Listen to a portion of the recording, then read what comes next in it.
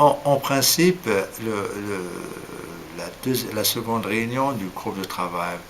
sur la révision du Conseil sera pour finaliser et adopter les packages concernant les 5 clusters. Le président a d'ailleurs décidé, pour se donner le maximum de temps de consultation, de médiation dans la mesure du possible, à fractionner cette session du groupe. Il ne va pas être continu, mais il va être, c'est-à-dire tenir une réunion et se donner 2 ou 3 jours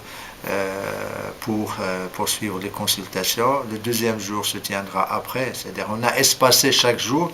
afin de donner au président, aux délégations, au groupe le temps de se concerter, de dialoguer et de parvenir à des compromis acceptables. Ce ne serait pas une session de rédaction, ni une session de négociation, mais une session de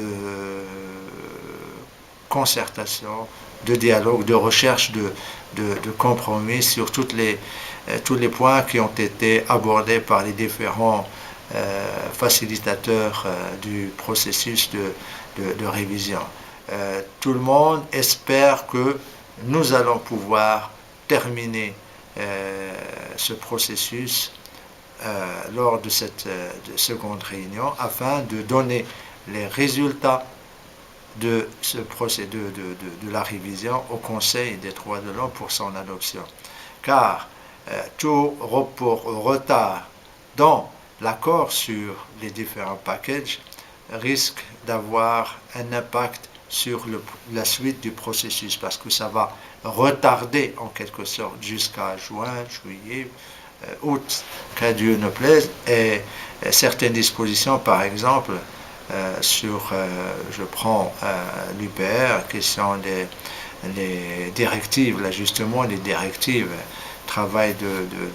la haut-commissaire, le bureau de la haut-commissaire sur la documentation, ils doivent être finalisés en quelque sorte au mois de septembre. Or, nous avons besoin d'adopter le document lors de mars prochain. Ça va ouvrir la voie à un travail que je dirais dans la sérénité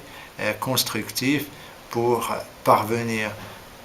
au texte sur l'ajustement des directives, ainsi que le respect du gap entre les 2 sessions, parce que normalement on devrait, à partir du mois de septembre, un certain nombre de choses devraient déjà être prêtes. Et si nous ne terminons pas notre travail en février pour être validé et adopté par le Conseil des droits de l'homme en mars, eh bien, tout cet édifice, cette architecture,